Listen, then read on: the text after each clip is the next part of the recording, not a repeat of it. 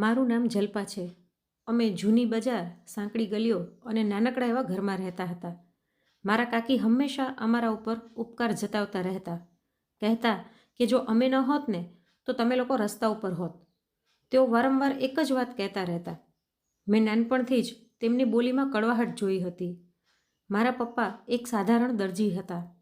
તેઓ કોઈને પણ ક્યારેય સામો જવાબ દેતા નહીં અને ખૂબ જ પ્રામાણિકતાથી પોતાનું કામ કરતા હતા. એક નાનકડો રૂમ તેમના કામ કરવાની જગ્યા હતી. ત્યાં તેમના સંચાનો અવાજ અને મારા પિતાના પરસેવાની સુગંધ વસેલી હતી. તેઓ કપડાં સીવતા સીવતા પ્રાર્થના પણ કરતા રહેતા કે એક દિવસ મારી દીકરી ખૂબ જ આગળ વધશે. હું મારા પિતાને પૂછતી, શું સાચે આપણે ખૂબ જ ગરીબ છીએ? તેઓ કહેતા, ના બેટા, આપણે બસ રૂપિયાવાળા નથી, એમાં ફરક સમજ. મેં ઘણી કોશિશ કરી પણ સમજવામાં મને ઘણા વર્ષ લાગી ગયા. મારા કાકા મારા પપ્પાના નાના ભાઈ હતા અને ગેરકાયદેસર રીતે તેઓ દુબઈ જતા રહ્યા હતા. ઘણા ઓછા લોકો જાણતા હતા કે તેમણે દુબઈ જવા માટે મારી મમ્મીના દાગીના અને પપ્પાનું સિલાઈ મશીન વેચી નાખ્યું હતું. પરંતુ મારા પપ્પાએ ફરીવાર નવા મશીન ખરીદી લીધા, પરંતુ કોઈને કંઈ કહ્યું નહીં. એ હકીકત હંમેશા માટે તેમની આંખોમાં છુપાઈ ગઈ હતી. થોડાક જ વર્ષોમાં કાકાએ ઘણા બધા રૂપિયા કમાઈ લીધા. મોટી ગાડી ખરીદી લીધી, મોંઘા કપડાં, મોંઘા મોબાઈલ અને ઘણું બધું. તેમના છોકરાઓ મોંઘી સ્કૂલમાં ભણતા હતા. તેઓ ઇંગ્લિશ બોલતા અને દરેક વેકેશનમાં બારે ફરવા જતા હતા. અમે સરકારી સ્કૂલમાં વિદ્યાર્થી હતા. મારો તો યુનિફોર્મ પણ ફાટેલો હતો અને બૂટ મમ્મી રોજ પાલિશ કરતી એટલે નવા લાગતા હતા. હું મારી ઉંમર કરતાં વહેલી જ સમજદાર થઈ ગઈ હતી. કાકીનું વર્તન ખૂબ જ કડક હતું. તેઓ જ્યારે પણ અમારા ઘરે આવતા તેમની આંખોમાં અમારા માટે નફરત જ દેખાતી. એક વખત કહેવા લાગ્યા, જલ્પા, તું પણ ભણીને કંઈક બની જાજે, જેથી અમે લોકો તમારી ઉપર મહેરબાની કરવાનું મૂકી દઈએ, ભિખારી નહીં તો. હું તેમની વાતો ચૂપચાપ સાંભળી લેતી. મેં ક્યારેય તેમને સામે જવાબ દીધો નહીં. મારા કાકાના ઘરમાં હંમેશા રોનક રહેતી. કાકી ખૂબ જ ઘમંડી હતા. એક વખત અમે કાકાને ત્યાં ગયા તો મારા પપ્પા પણ સાથે હતા. દરવાજો ખોલતા જ કાકીએ કહ્યું, તમારા જૂતા ચપ્પલ બહાર જ ઉતારી દેજો, નહીંતર અમારું ઘર ગંદુ થઈ જશે. પપ્પાએ કંઈ કહ્યું નહીં, ચપ્પલ બહાર ઉતારી દીધા અને અંદર જતા રહ્યા. એ દિવસ મારા હૃદયમાં ધારદાર ભાલાની જેમ ખૂંચીને રહી ગયો હતો. તે દિવસે મેં પોતાને એક વાયદો કર્યો હતો, એક દિવસ હું એવી બનીશ જ્યારે આ લોકોને મારા દરવાજા પર ચપ્પલ ઉતારવા પડશે. હું રાત્રે જાગી જાગીને ભણતી રહેતી. મમ્મી સૂતી વખતે મારા માથા પર હાથ ફેરવીને કહેતી, મારી દીકરી, ભગવાન તને સફળ બનાવે, જેથી તારા પિતા માથું ઊંચું કરીને જીવી શકે. ઘણી વખત હું સમય અને હાલાતથી હારી જતી, પરંતુ મારા પિતાનું મૌન બલિદાન મને ફરીવાર હિંમત આપતું. કાકાની હાઈફાઈ જિંદગી, કાકીની અપમાનભરી વાતો અને સ્કૂલના બાળકોના મજાક, હું બધું જ સહન કરી લેતી હતી, પરંતુ પોતાનું સપનું ક્યારેય મૂક્યું નહીં. મમ્મીની સૌથી મોટી મુશ્કેલી લાઇટનું બિલ નહોતી, પરંતુ કાકીની કડવી વાતો હતી. એક દિવસ જ્યારે અમે કાકીના છોકરાઓ સાથે રમી રહ્યા હતા, ત્યારે મારા કાકીએ મારા પપ્પાને કહ્યું, તમારા છોકરાઓને સંભાળો, હંમેશા મારા છોકરાઓની વસ્તુઓ પર નજર નાખે છે. તમે લોકો ભિખારી છો અને ભિખારી જ રહેશો. પપ્પાએ પોતાનું માથું નમાવી લીધું. મેં તરત મારી બહેનનો હાથ પકડ્યો અને ત્યાંથી ઊભી થઈને અમારા ઘરે આવી ગઈ. સમજી ગઈ હતી કે આ જગ્યા અમારા માટે નથી. મારા પપ્પા દરેક રવિવારે કાકીના ઘરે કંઈક ને કંઈક આપી આવતા હતા. ક્યારેક ફળો, ક્યારેક સિલાઈ કરેલા કપડાં, તો ક્યારેક કંઈક. મેં એક દિવસ કહ્યું, પપ્પા, જ્યારે એ લોકો આપણું અપમાન કરે છે તો તમે એમના ઘરે સામાન લઈને શું કામે જાઓ છો? પપ્પાએ ફક્ત એટલું જ કહ્યું, બેટા, સંબંધો રૂપિયાથી નહીં, ફરજથી નિભાવવાના હોય. ફરજ શબ્દ એ સમયે મારા માટે ખૂબ જ મોટો હતો, પરંતુ તેનો મતલબ હું હરેક દિવસે શીખી રહી હતી. કાકીએ એક દિવસ એમ પણ કહી દીધું કે મારો પતિ દુબઈથી કમાઈને મોકલે છે, તારા પિતા તો અહીં કપડાં સીવીને મુશ્કેલીથી ગુજારો કરે છે. એ દિવસે મમ્મીએ પહેલી વખત જવાબ આપ્યો, સિલાઈનું કામ ખરાબ નથી, મારા પતિ મહેનતથી કમાઈ રહ્યા છે, કોઈની આગળ હાથ નથી ફેલાવતા. અમારા છોકરાઓ એના આશરે જ ઉછેરાય છે. જેના ઉપર કાકીએ મોઢું બગાડી લીધું હતું. એક દિવસ કાકીના દીકરા મનોજે મારા હાથમાં ઇંગ્લિશની ચોપડી જોઈ તો કહેવા લાગ્યો, ઇંગ્લિશ પણ કંઈ ભણવાની વસ્તુ છે? અમે તો ફ્રેન્ચ શીખી રહ્યા છીએ. મેં હસીને કહ્યું, ભાષા કોઈ પણ હોય, જો શિક્ષા હોય ને તો દરેક ભાષા સરળ છે. તે હસવા લાગ્યો અને કહેવા લાગ્યો, આ બધું નાના માણસો જ કહે છે. મને એ દિવસે અંદાજો થઈ ગયો હતો કે તે ફક્ત અમારી હાલત ઉપર નહીં, પરંતુ અમારા સપનાઓ ઉપર પણ હસે છે. તે જ વર્ષે કાકીએ પોતાના ઘરે પ્રોગ્રામ રાખ્યો, જેમાં તેમણે બધાને આમંત્રણ આપ્યું હતું. પ્રોગ્રામના દિવસે જ્યારે અમે ગયા તો તેમણે દરવાજા ઉપર કહ્યું, અમને નહોતી ખબર કે તમે લોકો આવી જશો. આમ પણ તમારા જેવા લોકોના આવવાથી અમારા મહેમાનોની સામે અમારું અપમાન થઈ જાય છે. આ વાત સાંભળીને મમ્મી અમને બધાને પાછા ઘરે લઈ આવી હતી. ત્યારે મેં એક બીજો નિર્ણય કર્યો હતો કે દરેક અપમાન અને નકારાત્મક વાતો મારી માટે સીડી બનશે. મમ્મી તો કાકીની વાતો પર અફસોસ કરતી રહેતી હતી અને કહેતી કે તમારે એના જેવું નથી બનવાનું. મેં કહ્યું, મમ્મી, એમના જેવું બનવું નથી, પરંતુ અમારે પોતાની જાતને સાબિત જરૂર કરવી છે. એ દિવસ પછીથી મેં પોતાની શિક્ષાને જ બધું સમજી લીધી હતી. મેં નિર્ણય કરી લીધો કે હું સરકારી સ્કૂલની વિદ્યાર્થી થઈને પણ પોતાનું નામ બનાવીશ. મારે બધાને દેખાડવું છે કે ભિખારી એ નથી હોતા જેની પાસે રૂપિયા ના હોય, પરંતુ એ હોય છે જે નબળી વિચારસરણીના હોય છે. હાઈસ્કૂલનું રિઝલ્ટ આવ્યું. હું ખુશ થઈ ગઈ. સાદી માર્કશીટ, સાદો એવો કાગળ હતો, પરંતુ મારા માટે જાણે કોઈ ખજાનાની ચાવી હોય. મારા માતા પિતાએ મને ખૂબ જ પ્રેમથી આશીર્વાદ આપ્યા. પપ્પા તો થોડીવાર ચૂપ પણ રહ્યા, પછી કહેવા લાગ્યા, બસ હવે આગળનું વિચારવાનું છે બેટા. સવાલ એ હતો કે આગળ અભ્યાસ કઈ રીતે થશે. પહેલાં જ ઘરમાં લાઇટ, ગેસ અને રાશનનો ખર્ચો મુશ્કેલીથી થઈ રહ્યો હતો. કોચિંગ ક્લાસીસ અને કોલેજની ફી, ચોપડાઓ, આ બધું અમારા માટે સપના જેવું હતું. પપ્પાની નજરો મારી ચોપડીઓ ઉપર ટકેલી હતી. તેમને એક ભાર જેવું નજર આવી રહ્યું હતું. મેં તેમનો આ ભાર હળવો કરવાનો નિર્ણય કરી લીધો હતો.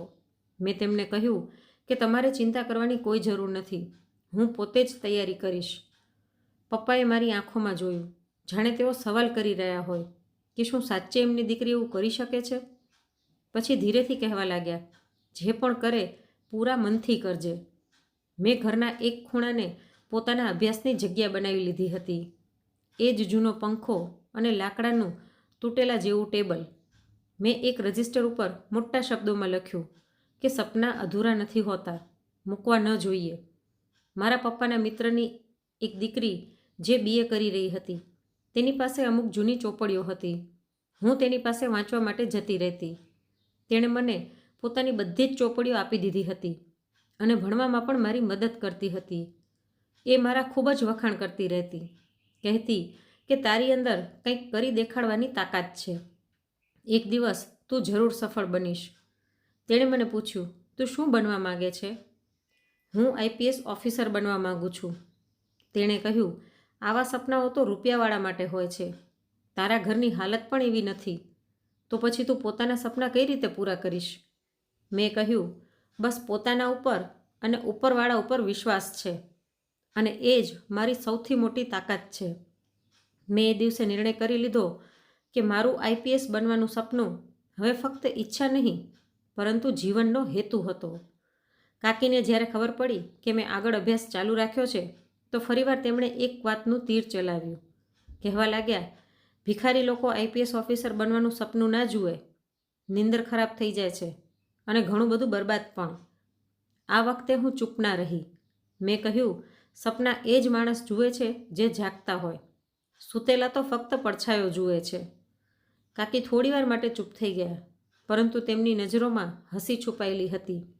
મને ખબર હતી કે તેઓ હસી રહ્યા છે, પરંતુ સમય આવશે ત્યારે આ જ હસી શરમમાં બદલી જશે. મારું ભણવાનું આગળ ચાલુ હતું. વધારે ભણવાના લીધે મારું મગજ ભારે થઈ જતું હતું. હું જઈને આકાશને જોઈને પોતાની જાતને કહેતી, એક દિવસ આ આભને પણ આંબી લઈશ. અમારા શહેરમાં એક નાનકડો એવો એરિયા હતો જ્યાં જરૂરતની દરેક વસ્તુ મળી જતી હતી. ત્યાં એક નાનકડી એવી લાઇબ્રેરી પણ હતી. ફાયદો એ હતો કે એ અમારા ઘરથી નજીક થતી હતી. મમ્મી મને પગે ચાલીને ત્યાં મૂકી આવતી અને પછી થોડા કલાક બાદ પાછી લેવા પણ આવતી. મેં રોજ ત્યાં જવાનું શરૂ કર્યું. નાનકડી જગ્યા હતી, પરંતુ એકદમ શાંત. એક દિવસ મને ત્યાં એક અંકલે જોઈ. કહેવા લાગ્યા, બેટા, તું અહીં રોજ આવે છે, શું ભણી રહી છે? મેં કહ્યું, હું આઈપીએસની તૈયારી કરી રહી છું. તેઓ હસવા લાગ્યા. હિંમત છે તારામાં? હું નિવૃત્ત પ્રોફેસર છું. જો કંઈ ન સમજાય તો તું મારી મદદ લઈ શકે છે. આ નાના નાના લોકો જ મારા સફરમાં એક મોટા સહારારૂપ બની ગયા. મારા પપ્પા ક્યારેક ક્યારેક મારી નોટ જોતા તો નજર ફેરવી લેતા. હું જાણતી હતી તેઓ ગર્વ અનુભવે છે, પરંતુ જાહેર નથી થવા દેતા. એક દિવસ મેં તેમને કહ્યું, જ્યારે હું ઓફિસર બની જઈશ ને તો સૌથી પહેલાં તમારા માટે નવી ટેકનોલોજીની સિલાઈ મશીન ખરીદીશ. પપ્પા હસીને કહેવા લાગ્યા, સિલાઈ મશીન નહીં, બસ પ્રાર્થના કર કે મારી દીકરી સફળતાની ઊંચાઈઓ સુધી પહોંચી જાય. આ એ સમય હતો જ્યારે મને અહેસાસ થયો કે મારા પિતા મારી સફળતાથી વધારે મારા મજબૂત ઈરાદાથી ખુશ છે. હવે હું ફક્ત પરીક્ષાની તૈયારીઓ નહોતી કરી રહી, હું મારા સમગ્ર અસ્તિત્વને તે સપના તરફ ઢાળી રહી હતી. હું એક સામાન્ય દરજીની દીકરી હતી, પરંતુ મારી અંદર હિંમત જાગી ગઈ હતી, અને એક દિવસ આ જ હિંમત દુનિયાની સામે આવવાની હતી. પપ્પાના મિત્રની દીકરી પ્રીતિ સાથે મારું ભણવાનું સારું ચાલી રહ્યું હતું. મને દરેક દિવસે કંઈક ને કંઈક નવું શીખવા મળતું હતું, અને હું પોતે પણ પોતાની પરીક્ષા લેતી રહેતી, જાણે કોઈ હરીફાઈ મારા અને સમયની વચ્ચે ચાલી રહી હોય. પ્રીતિની પાસે ટચ સ્ક્રીન મોબાઈલ હતો. તેના ઘરની પરિસ્થિતિ ખૂબ જ સારી હતી. ઘરે વાઈફાઈ પણ લાગેલું હતું.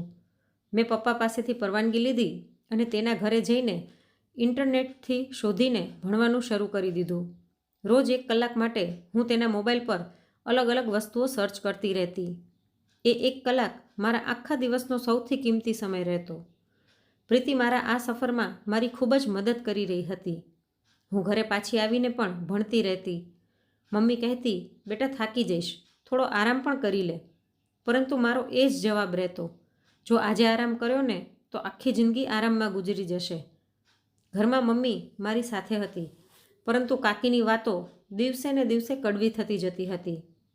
એક દિવસ પપ્પા જ્યારે તેમના ઘરે કપડાં દેવા ગયા તો પાછા આવ્યા ત્યારે તેમના ચહેરા પર એક અજીબ ઉદાસી હતી. મેં કંઈ પૂછ્યું નહીં, પરંતુ સાંજે કાકીનો અવાજ ગલીઓમાં ગૂંજી રહ્યો હતો, મને તો મારા દુબઈમાં બેઠેલા પતિએ દરેક સગવડ આપી છે, અને એક આ મારા જેઠ છે જે હજી સુધી ગલીઓમાં સિલાઈ મશીન ચલાવે છે. પપ્પા દરવાજા પાસે બેઠેલા હતા. તેમણે ફક્ત નજર નીચી કરી લીધી, અને હું પણ ચૂપ રહી. મનમાં કંઈક વધારે તૂટવાના બદલે કંઈક બંધાઈ ગયું હતું. મારે હવે ખામોશી સહન નહોતી કરવી. એક દિવસ કાકીની દીકરી જાનકી મારી પાસે આવી અને કહેવા લાગી, મમ્મી કહેતી હતી કે ચોપડીઓ લઈને લાઇબ્રેરીમાં શું કરે છે? એના કરતાં કંઈક કામ કરી લે ને, કોઈ નોકરી પણ શોધી શકે છે. તમારા જેવા લોકો તો કચરા પોતા અને વાસણ કરવાના કામ આવે છે. મેં કહ્યું, હું વાસણ પણ સાફ કરી દઈશ અને તમારા વિચાર પણ, પરંતુ સમય આવે ત્યારે. તે હસીને કહેવા લાગી, વિચાર નહીં, હકીકત છે. તું જેટલી મરજી ભણી લે, પરંતુ અમુક લોકો હંમેશા નીચે જ રહે છે. તારા ભણવાથી કંઈ ફરક નહીં પડી જાય. મેં ચૂપચાપ દરવાજો બંધ કરી દીધો. અમુક વાતોનો જવાબ ફક્ત સમય જ આપે છે. તે દિવસ પછી મેં પોતાની શિક્ષા ઉપર વધારે ધ્યાન દેવાનું શરૂ કરી દીધું, અને પોતાની રોજની દિનચર્યા પણ બદલી નાખી હતી. સવારે જલ્દી ઉઠવું, સવારમાં મમ્મીને ઘરકામમાં મદદ કરવી, અને ત્યાર પછી ફક્ત ભણવાનું અને ભણવાનું. સમયની એક પણ ક્ષણ મેં બગાડી નહીં. મમ્મી કહેતી, બેટા થાકી જતી હોઈશ. હું કહેતી, મમ્મી, હું પોતાને નહીં, પરંતુ મારા પિતાની આબરૂને કાયમ કરવા માગું છું. અડોસ પડોશની મહિલાઓ પણ હવે કાકીની વાતોમાં આવવા લાગી હતી. કોઈ પીઠ પાછળ કહેતી કે દરજીની દીકરી તો ઓફિસર બનવાની તૈયારી કરી રહી છે. કોઈ હસવા લાગતી, ઓફિસર? સપના જોવાની પણ પોતાની કોઈ ઓકાત હોય છે. મેં આ વિશે મમ્મીને જણાવ્યું કે આ લોકો આપણા વિશે વાતો કરે છે. મમ્મીએ હસીને કહ્યું, બેટા, લોકો તો પીઠ પાછળ રાજાને પણ ખરાબ કહે છે, અને તું તો એક મામૂલી વ્યક્તિ છો. રોજને રોજ કાકીને અમારા વિરુદ્ધ એક નવી ટિપ્પણી વિચારવાની રહેતી. એક દિવસ કહેવા લાગ્યા, તને આ ચોપડીઓ અને નોટબુક જોઈને શું લાગે છે કે તું આઈપીએસ ઓફિસર બની જઈશ? તમારા જેવા લોકો તો ફાઇલો ઉપાડવાને પણ લાયક નથી હોતા. આ વખતે પપ્પા પણ ત્યાં જ બેઠા હતા. મેં તેમની તરફ જોયું તો તેમણે પોતાની આંખો બંધ કરી લીધી, જાણે બધું જ સહન કરી લેવું હવે તેમની આદત બની ગઈ હોય. રાત્રે મેં પપ્પાને પૂછ્યું, પપ્પા, તમે કાકીની ખોટી વાતોનો જવાબ શું કામે નથી દેતા? તેમણે ધીરેથી કહ્યું, બેટા, જવાબથી અવાજ ઊંચો થાય છે, ધ્યેય નહીં. અને મને તારા ઉપર પૂરો વિશ્વાસ છે. એવું પહેલીવાર હતું જ્યારે પપ્પાએ ખુલ્લા મને કહ્યું હતું કે તેમને મારા ઉપર ખૂબ જ વિશ્વાસ છે. મને એવું લાગ્યું જાણે કોઈએ મારા હાથમાં દુનિયાની બધી તાકાત આપી દીધી હોય. હું જાણતી હતી કે હવે મારે પાછળ નથી હટવું. જ્યારે હું આઈપીએસ ઓફિસર બનવાની પરીક્ષા આપવા માટે જઈ રહી હતી ત્યારે પપ્પાએ કહ્યું, બેટા, તને શું લાગે છે, શું તું આ કરી લઈશ? મેં કહ્યું, પપ્પા, મને પૂરો વિશ્વાસ છે. પપ્પા ઘણીવાર સુધી મને જોતા રહ્યા. પછી કહેવા લાગ્યા, બેટા, જ્યારે તું જન્મી હતી ને ત્યારે મેં એવું ક્યારેય નહોતું વિચાર્યું કે ઉપરવાળાએ તને અમારું નસીબ બદલાવવા માટે મોકલી છે. મેં વિચાર્યું કદાચ નસીબ તો પહેલાંથી જ લખાઈ ગયેલું હોય છે, પરંતુ જે પોતે લખવાનું જાણી લે તે તેને ક્યારેક બદલી શકે. હવે મારું સપનું ફક્ત એક હેતુ નહોતો, એ મારા અંદરની એક સળગતી આગ બની ગયો હતો. એક દિવસ મેં નિર્ણય કરી લીધો કે આ વિસ્તાર, આ ગલીઓ, આ કાવતરા મારા માર્ગમાં અવરોધો ઊભા કરી રહ્યા છે. મેં વિચારી લીધું હતું કે હવે આગળનું પગલું શહેરનું હશે, જ્યાં પરીક્ષાની તૈયારી માટે સારો વિસ્તાર, ચોપડીઓ અને પોતાને સાબિત કરવાની તક હશે. પપ્પા સાથે વાત કરી કે મારી કોલેજ શહેરમાં જ છે. પરીક્ષા દેવા માટે તો મારે ત્યાં જવાનું જ છે. હું ઈચ્છું છું કે હું થોડા દિવસો માટે શહેરમાં જ રહું, ત્યાં જ રહીને ભણું, જેથી અહીંની ફાલતુ વાતોથી મારું ધ્યાન હટી શકે. પપ્પા કહેવા લાગ્યા, પરંતુ બેટા, તું ત્યાં ક્યાં રહીશ? મેં કહ્યું, હું કોઈ રૂમ ભાડે લઈ લઈશ, નાના બાળકોને ટ્યુશન ભણાવી લઈશ, થોડા રૂપિયા મારા એકાઉન્ટમાં જમા છે તે પણ કાઢી લઈશ. પપ્પાએ મારી તરફ જોયું અને પહેલી વખત મારી વાત સાંભળીને તરત હા પાડી દીધી. કદાચ તેઓ પણ હવે આ આસપાસના વાતાવરણથી થાકી ગયા હતા. તેમની પાસે એક જૂનું સિલાઈ મશીન પડેલું હતું, એ તેમણે વેચી નાખ્યું. કાકીને જ્યારે ખબર પડી તો તેઓ દરવાજા પર ઊભા રહી ગયા. કહેવા લાગ્યા, ક્યાં જઈ રહી છો? પપ્પાએ સામાન્ય જવાબ આપ્યો, શહેર જઈ રહ્યા છીએ, થોડા સમય માટે. કાકી હસીને કહેવા લાગ્યા, શું કરશે શહેર જઈને? કોઈની લાગવગ લગાડીશ આ બધા સપનાઓને પૂરા કરવા માટે? અમે કંઈ બોલ્યા નહીં, બસ સામાન ઉપાડ્યો અને પાછળ જોયા વગર અમે બહાર નીકળી ગયા. હું જાણતી હતી કે તેઓ દરવાજા પર ઊભા રહીને અમને જ જોઈ રહ્યા છે, અમારા સપનાઓનો મજાક બનાવી રહ્યા છે. પરંતુ એક સમય આવશે જ્યારે તેઓ બધું સમજી જશે. શહેર આવીને બધું નવું લાગવા લાગ્યું હતું. શહેરના રસ્તાઓ મારા માટે અજાણ્યા હતા, ઘણા ચહેરા અને અવગણિત ઘર. અમે એક નાનકડો રૂમ ભાડે લીધો. ત્યાંની છતથી વરસાદનું પાણી ટપકી રહ્યું હતું, બાથરૂમનો નળ પણ ટપકતો રહેતો. પરંતુ ત્યાં એટલી ગૂંગળામણ નહોતી જે ઘરે હતી. હજી મારી પરીક્ષાઓ શરૂ નહોતી થઈ. પરીક્ષાઓ શરૂ થવામાં હજી 5 મહિના બાકી હતા. ત્યાં સુધી મારે તૈયારી કરવાની હતી, ઘણી બધી ટ્રેનિંગ કરવાની હતી. અહીં શહેરના કોલેજના ભણતરમાં મન લગાડવાનું હતું અને તૈયારી માટે મેં એકેડમીમાં એડમિશન પણ લઈ લીધું હતું, જ્યાં સાંજે મારા ક્લાસીસ હતા. દિવસે હું એક જગ્યાએ બાળકોને ટ્યુશન ભણાવવા લાગી હતી.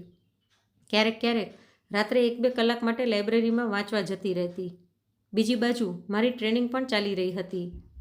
મારી દુનિયા બસ આ જ હદ સુધી હતી, પરંતુ મારો ધ્યેય સાફ થતો જતો હતો.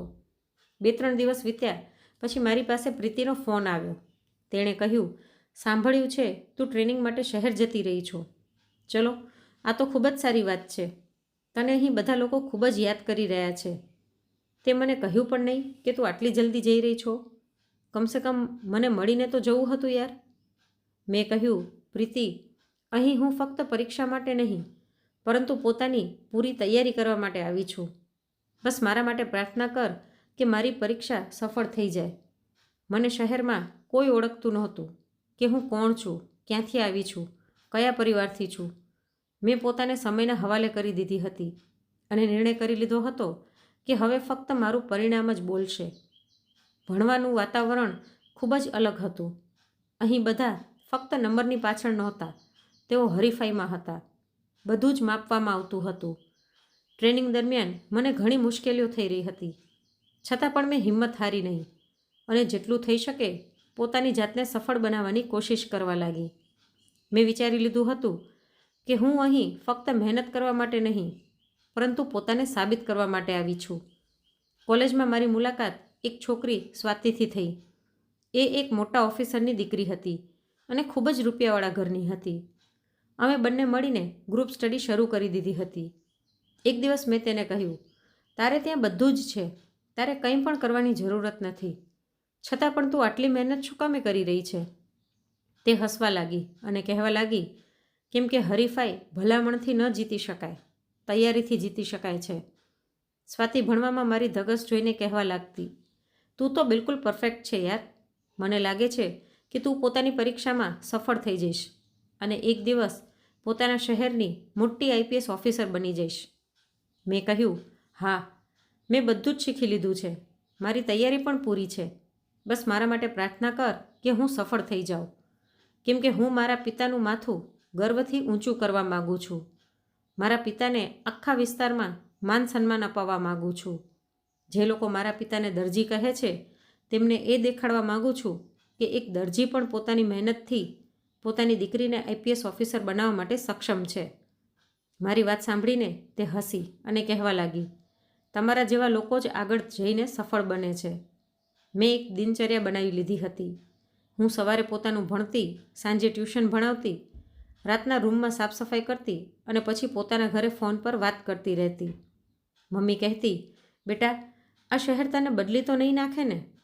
હું કહેતી, ના મમ્મી, આ શહેર મને એ બનાવી રહ્યું છે જે હું નાનપણથી બનવા માગતી હતી. મારા માતા પિતાથી મારા વગર એક અઠવાડિયું પણ રહી શકાયું નહીં. તેમણે પણ પોતાનો સામાન પેક કર્યો અને મારી સાથે મારા રૂમમાં રહેવા માટે આવી ગયા. કહેવા લાગ્યા, બેટા, અમને ખબર છે કે તું પોતાનું ધ્યાન અમારા વગર વ્યવસ્થિત નહીં રાખી શકે. હવે અમારા માટે ફક્ત તું જ છે. તારા વગર અમારું આ દુનિયામાં છે જ કોણ? એટલા માટે અમે તારી પાસે આવી ગયા. પપ્પા પોતાનું સિલાઈ મશીન સાથે લઈને આવ્યા હતા. બીજા જ દિવસથી તેમણે પોતાના સિલાઈ મશીનનું સેટઅપ કરી નાખ્યું અને કપડાં સીવવા લાગ્યા. મેં કહ્યું, પપ્પા, તમે અહીં કોના માટે કપડાં સીવી રહ્યા છો? તેમણે કહ્યું કે પડોશની એક મહિલાએ કહ્યું હતું કે તેમના ઘરે પ્રસંગ છે. મેં તેમને કહ્યું કે હું દરજી છું, ખૂબ જ સારી સિલાઈ કરું છું. એટલે તેમણે કહ્યું કે ઠીક છે, અમે અમારા ઘરના બધા જ કપડાં તમને આપી દઈએ છીએ. હવે તું અહીં ભણવા માટે આવી છો અને અમે પણ તારી પાછળ પાછળ આવી ગયા, તો પછી ગુજરાન કઈ રીતે ચાલશે? મારે પણ કંઈક ને કંઈક તો કરવું પડશે ને બેટા. મેં હસીને જવાબ દીધો, બસ પપ્પા, હવે થોડો સમય વધારે, પછી તમે સિલાઈ નહીં પરંતુ ગર્વનું કામ કરશો. અડોસ પડોશના વધારે લોકોને હજી નહોતી ખબર કે અમે અહીં આવી ગયા છીએ. એક વખત મને પ્રીતિએ ફોન કરીને કહ્યું કે તારી કાકીએ આસપડોશમાં બધાને કહી દીધું છે કે તારા પપ્પા દેવાના કારણે શહેર ભાગી ગયા છે. મેં કહ્યું, ઠીક કર્યું એમણે. બસ દેવું રૂપિયાનું નહીં, આબરૂનું છે અને હું તે ઉતારવા માટે અહીં આવી છું. હવે મારો દિવસ ટ્રેનિંગ, ટ્યુશન અને પોતાને વધારે સક્ષમ બનાવવામાં ગુજરતો. પપ્પા અને મમ્મી મારી સાથે હતા અને હું તેમની આંખોમાં વિશ્વાસ જોતી હતી. અમે લોકો અહીં ખૂબ જ ખુશ હતા, કેમ કે આઈપીએસ ઓફિસરની ટ્રેનિંગ અહીં જ થતી હતી. મેં પોતાના માતા પિતાની આંખોમાં એ નિરાત જોઈ જે વર્ષોથી ગાયબ હતી. અહીં ટ્રેનિંગ કરતાં 3 મહિના વીતી ગયા હતા. તૈયારીની ઝડપ વધારે સારી થતી જતી હતી અને પપ્પા અને મમ્મી પણ આવા વાતાવરણથી અમુક હદ સુધી ખુશ થઈ ગયા હતા.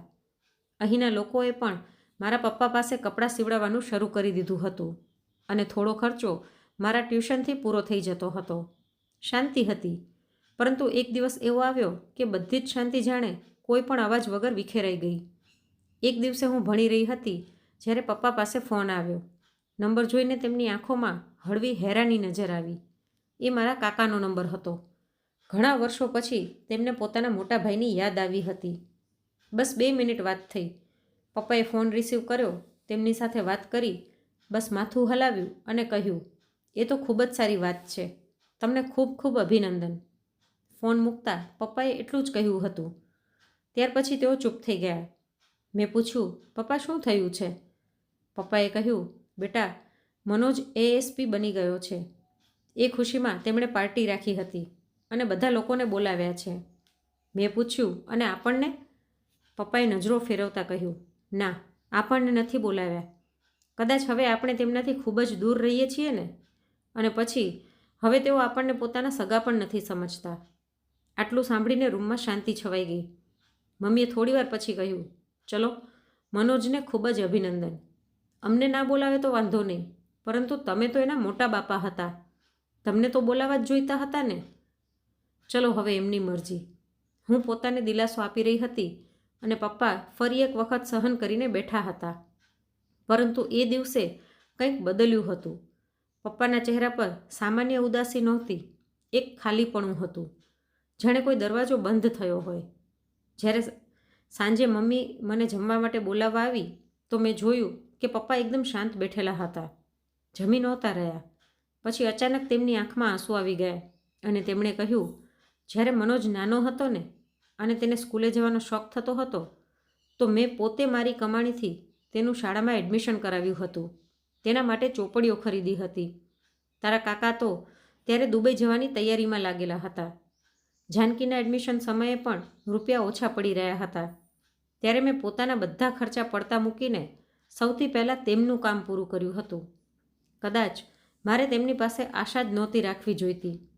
મેં પપ્પાને કહ્યું, તમે જે કર્યું તે તમારું ઉદારપણું હતું. તેમની નીચ હરકતોની કિંમત તમે ઉદાસ થઈને શું કામે ચૂકવી રહ્યા છો? પપ્પાએ ધીરેથી કહ્યું, બેટા, સંબંધો નિભાવતા રહો, ભલે બીજા ઓળખે કે ન ઓળખે. બસ ક્યારેક ક્યારેક મન ભરાઈ આવે છે. બીજા દિવસે મનોજે પોતાના ઘરની પાર્ટીના ફોટા સોશિયલ મીડિયા ઉપર અપલોડ કર્યા હતા. તેમનો આખો પરિવાર ખૂબ જ ખુશ લાગી રહ્યો હતો. અમારા બધા સગા સંબંધી પણ ત્યાં હાજર હતા. જો કોઈ નહોતું તો એ અમે હતા. પ્રીતિએ મને મેસેજ કર્યો, તારા કાકાએ તમને લોકોને આમંત્રિત નથી કર્યા? બધા વાતો કરી રહ્યા હતા તમારા વિશે.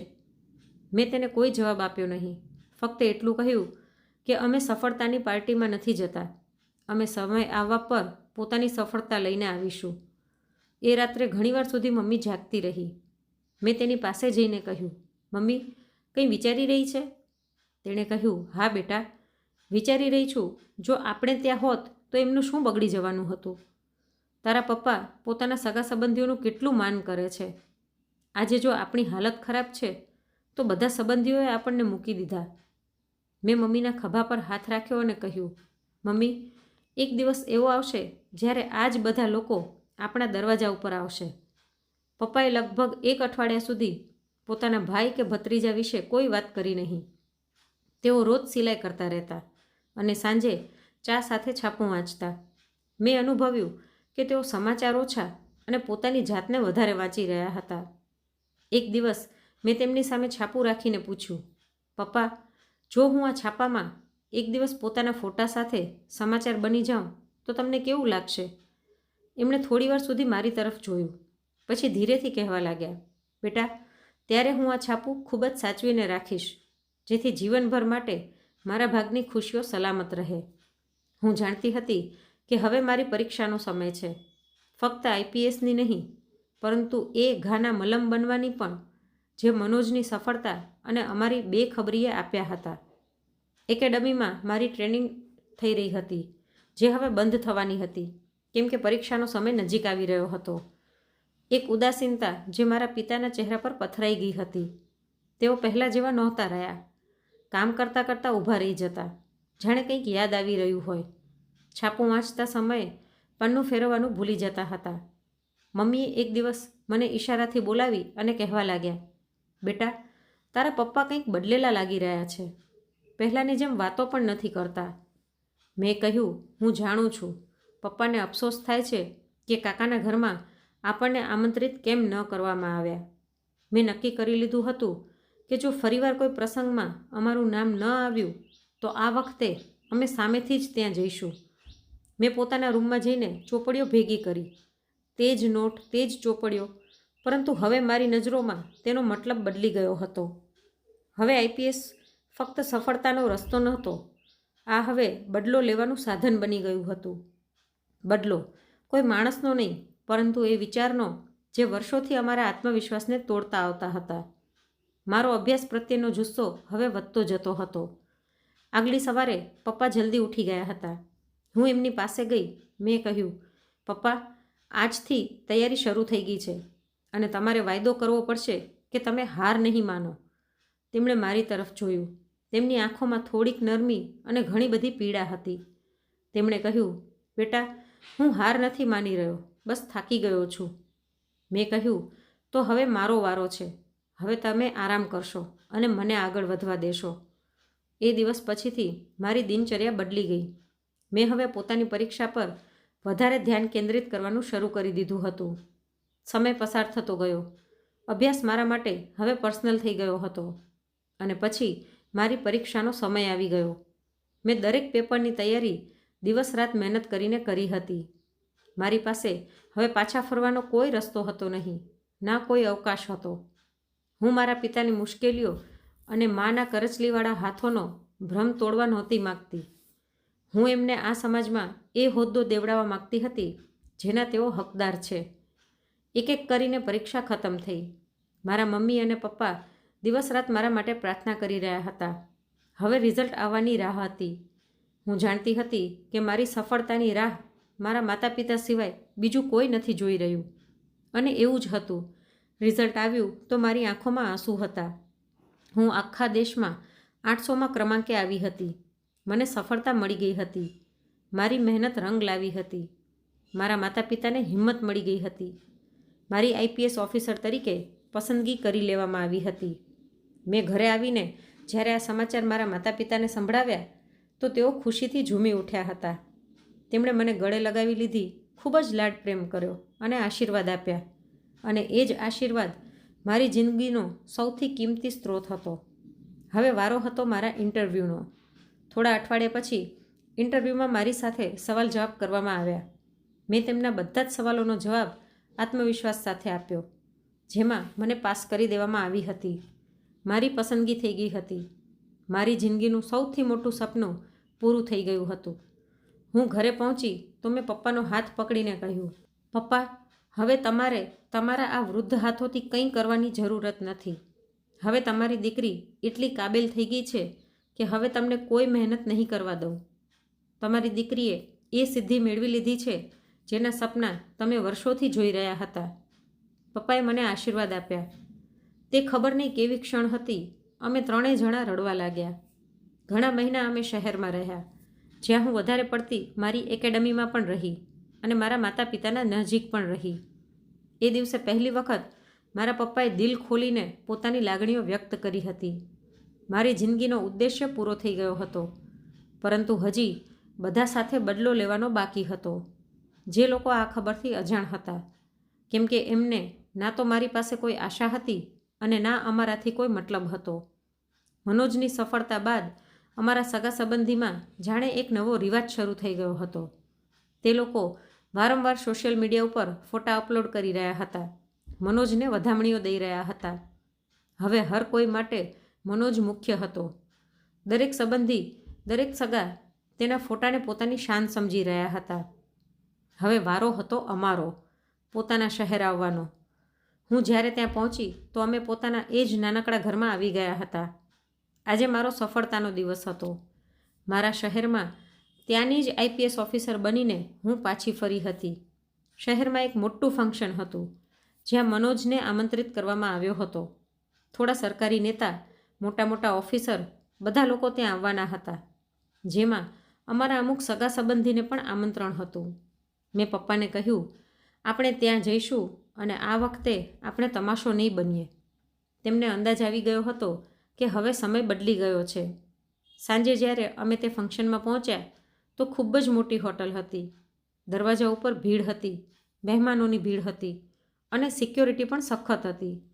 અમે જેવા જ દરવાજાની નજીક પહોંચ્યા, એક ગાર્ડે હાથ ઉપાડીને અમને રોક્યા. તેમણે અંદર જવા માટે આઈડી કાર્ડ માંગ્યા. મેં પોતાના પર્સમાંથી એક કાર્ડ કાઢીને આપ્યું. ગાર્ડે તેને જોયું, પછી જલ્દી જ સીધો થઈને સેલ્યુટ કરવા લાગ્યો. વેલકમ મેડમ, અમે તમારી જ રાહ જોઈ રહ્યા હતા. પપ્પાએ ખુશી અને હેરાનીથી તેની તરફ જોયું. મેં બસ તેમનો હાથ પકડી લીધો અને કહ્યું, આપણે અંદર જઈએ. અંદર ભીડ હતી.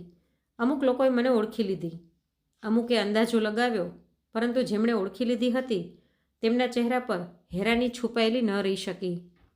મનોજ સ્ટેજ ઉપર ઊભો હતો. કાકી ખુરશી પર બેઠા હતા.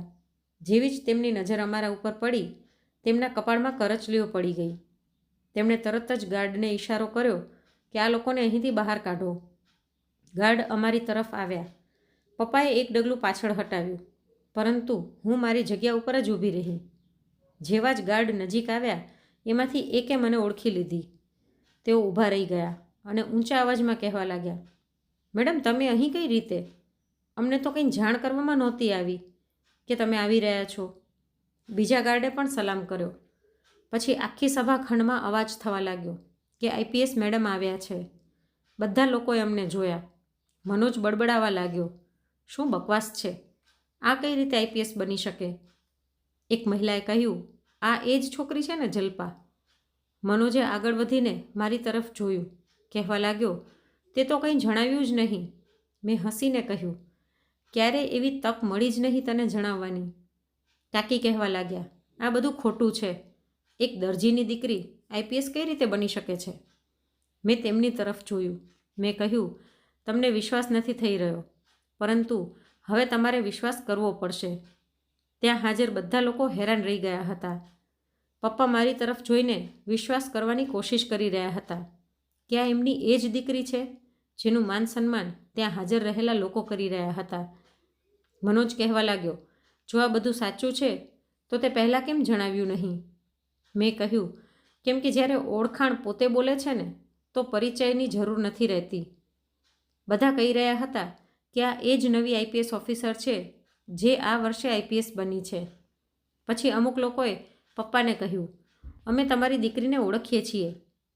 ત્યાં હાજર બધા લોકો મારો ફોટો લેવા લાગ્યા. મને સ્ટેજ ઉપર લઈ જવા લાગ્યા. મેં મારા પપ્પાનો હાથ પકડ્યો અને સ્ટેજ ઉપર આવી ગઈ. આજે હું મનોજ કરતાં મોટા પદ ઉપર હતી. મને તે માન સન્માન આપવામાં આવી રહ્યું હતું જે આખી જિંદગી મેં પોતાને પણ નહોતું આપ્યું. પછી એક ખૂણામાં ઊભેલા સિક્યોરિટી ઓફિસરે ઊંચા અવાજમાં માઇક ઉપર જાહેર કર્યું, મહેમાનોને જણાવવામાં આવે છે કે આઈપીએસ મેડમ જલ્પા આજે આપણા લોકોની વચ્ચે છે, જેમણે આ વર્ષે આપણા શહેરની આઈપીએસ ઓફિસર બનીને આપણા શહેરનું નામ ઉજ્જવળ કર્યું છે. ત્યાં હાજર બધા લોકો મારા માટે તાળીઓ વગાડવા લાગ્યા અને અમુક લોકોના પગ નીચેથી તો જાણે જમીન સરકી ગઈ હતી.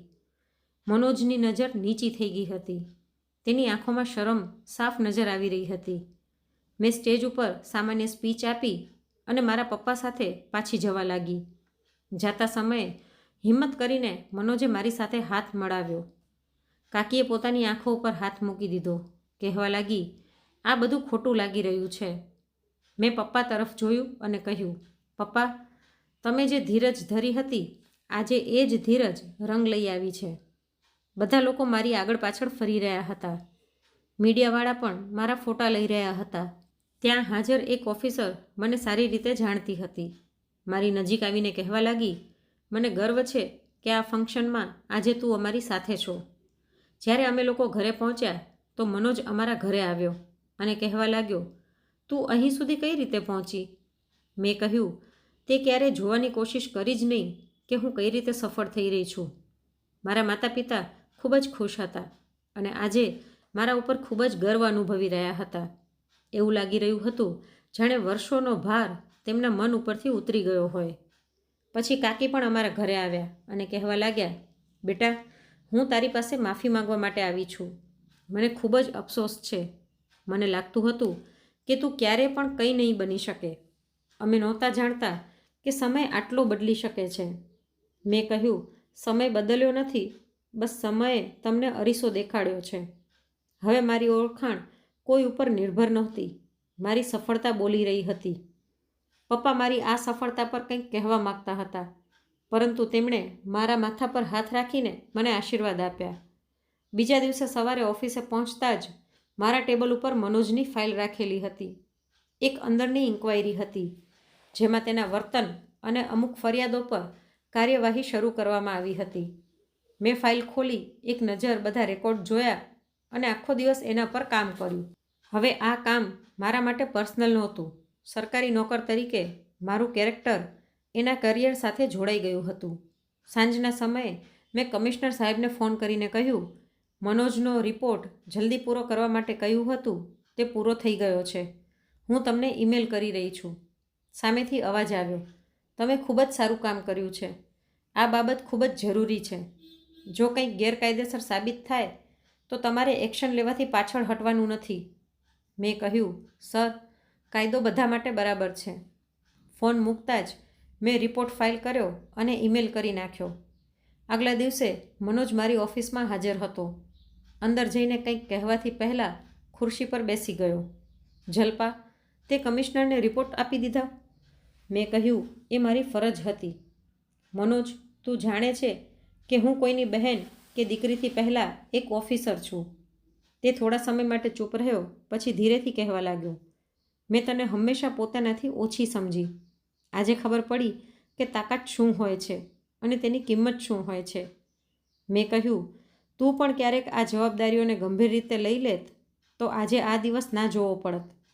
તેની આંખોમાં શરમ હતી અને પછી આંખોમાં આંસુ આવી ગયા હતા. તે ઊભો થયો અને મારા પગ આગળ બેસી ગયો. પ્લીઝ, હું તારી પાસે માફી માંગુ છું. કમિશનર સાહેબ પાસે જઈને પણ માફી માંગી લઈશ. મારી નોકરી, મારા માતા પિતા બધા મારાથી દૂર થઈ જશે. મેં હાથના ઇશારાથી તેને ઉઠવા માટે કહ્યું. મેં કહ્યું, નોકરી તારી છે, આબરૂ તારા માતા પિતાની છે. જો સાચે માફી માંગવી હોય તો ત્યાં જા જ્યાં તે સૌથી વધારે નુકસાન પહોંચાડ્યું છે. તે ત્યાંથી જતો રહ્યો. એ જ સાંજે અમારા ઘરના દરવાજા પર કોઈએ ખખડાવ્યું. મમ્મીએ દરવાજો ખોલ્યો તો સામે કાકી ઊભા હતા. તેમની આંખોમાં ગભરાટ હતી. તેમણે કહ્યું, ભાભી, હું તમારી આગળ હાથ જોડું છું. જલ્પાને કહો કે મારા દીકરાની નોકરી બચાવી લે. તેનાથી ભૂલ થઈ ગઈ અને અમારાથી પણ ભૂલ થઈ ગઈ છે. પછી તેમણે મારી તરફ જોયું અને કહેવા લાગ્યા, બેટા, અમે તને ક્યારેય પણ સમજી નહીં. પ્લીઝ અમને માફ કરી દે. મનોજની નોકરી જોખમમાં છે. તે ભાંગી પડ્યો છે. પપ્પાએ શાંતિથી તેમની વાત સાંભળી. પછી ધીરેથી બોલ્યા, અમે તમારી પાસે ક્યારેય કંઈ માગ્યું નથી, ફક્ત માન સન્માન માગ્યું હતું. પરંતુ તમને લાગતું હતું કે અમે તમારી બરાબરીના નથી. કાકીએ કહ્યું, ભાઈ, અમારી નીચી વિચારસરણી હતી, પરંતુ જલ્પાએ આજે બધું જ બદલી નાખ્યું. પ્લીઝ અમને માફ કરી દો અને અમારા દીકરાની નોકરી બચાવી લો. પપ્પાએ મારી તરફ જોયું. હું ચૂપચાપ ઊભી રહી બધું સાંભળી રહી હતી.